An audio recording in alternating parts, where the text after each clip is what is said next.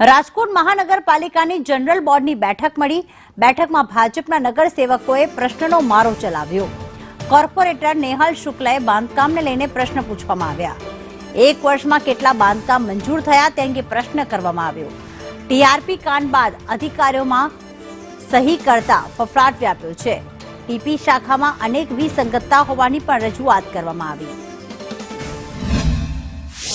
बांधकाम क्षेत्र एक एवं क्षेत्र है कि ज्यां लाखों लोगों ने रोजी रोटी मळे छे, परंतु छेल्ला घणा समयथी राजकोटमां क्यांक ने क्यांक टीपी शाखा द्वारा बांधकामना प्लान मंजूर करवामां आवता नथी। आने लीधे आखुं क्षेत्र मृतपाय स्थितिमां आवी गयुं छे।